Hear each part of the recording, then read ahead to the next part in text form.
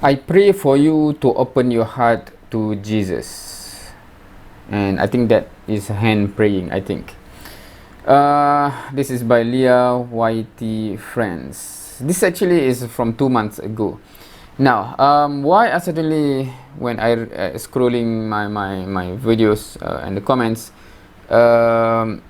this is not a recent comment, this is 2 months ago, but because some of my recent discussion with my Muslim friends is related about some Christians. What happened if a Christians actually preaching to me about their religion? What do you think, right? Meaning that, do you think it is offensive is if I have a friend that try to share his religion with me, basically, essentially, right? Or in other words, if someone doing da'wah to you, do you find that offensive?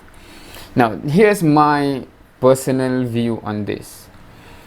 If I have a friend, and if I know in his belief, what he believe in is a certain religion, for example, let's say Christianity.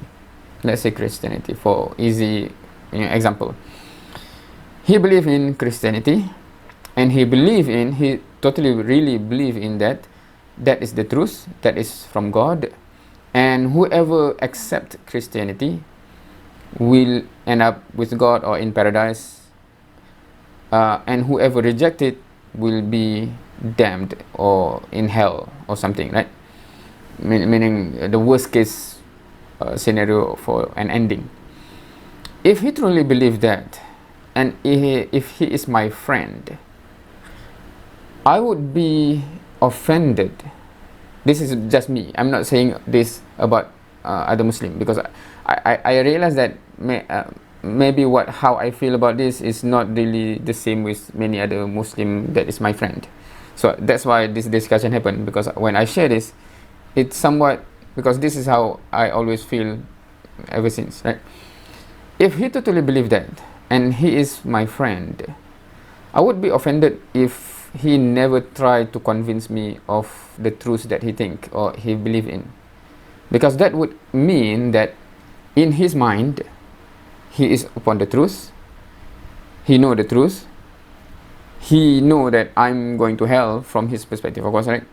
We're talking about his perspective now, oh, my friend there, Saifuddin there, he's going to hell, but so be it, leave it be, let him go to hell. That if my friend believe in what he believe, and he never tried to convince me of the truth that he believe in, then my thought would be, he willingly let me go to hell, right? How can he call me his friend, or how can he be my friend and really don't care about me, that he let me just go to hell without even attempt, without even sharing anything, without even trying to share with me so that I realize what is the truth. So that's how I believe and how I see it. And I wish all my friends to see it in a similar way. For example, my friend there, he know that I totally believe that Islam is the truth, and following Islam is the way to paradise, to Jannah. If you reject Islam, you go to hell. And that's why I will try my best to share with him. So that's how I believe friendship would work, because we care about each other, right? We care about each other, and that's why whatever truths that we believe in, we really want to share because we care, right?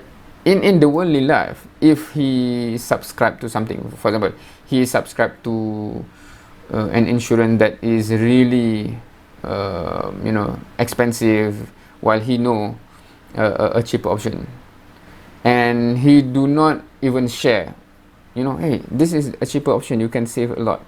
Meaning, what kind of friend do not share a better option, right?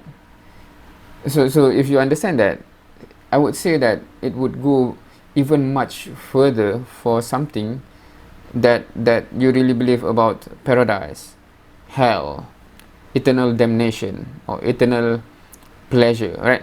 Meaning that is even more significant, that is, you know, something that you really want for your loved one.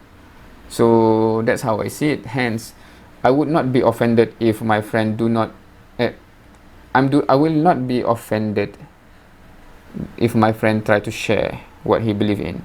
I would be offended if he did never try to share. And I expect him to feel the same, meaning that if I share, he know it comes from caring, love, etc. If I never share, then it comes from, I don't know, I'm not sure whether it's hate, but it's just let him be, let him go to hell, right? So that's not from the place of love, right? Now, it is interesting in this discussion because there's a case that happened in our country where you know, there's a discussion when a Muslim parent having I don't know, foster kids, for example, right, from other other background, other ethnicity, etc. He will automatically try to make the children understand Islam, right?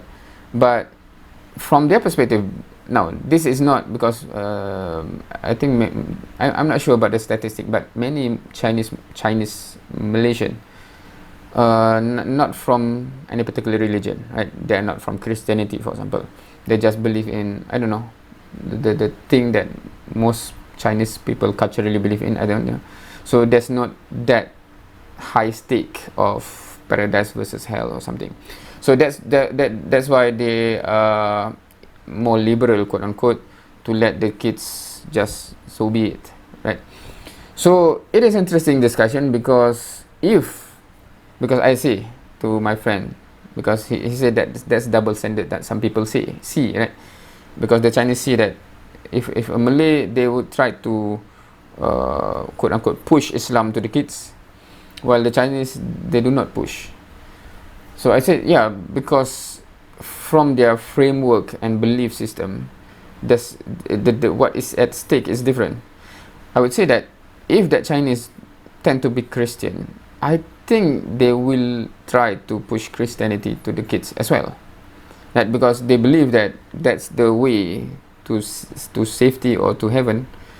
Of course, they want the kids to go to heaven, right? They don't just say let the kids, just let them be. If they want to find a way to paradise, let them be. If they want to go to hell, let them be, right? From the place of love, you do not think like that. So that's how I see it. So I do not blame, personally, I do not blame or anyone who try to convey what they believe as the truth, because that's from the place of love, right? This is not talking about how. I'm not talking about how you force someone, etc., right? So that's a different story. I'm just saying that the intention reflect how whether you love or care about someone, as well as how you believe what is at stake about something.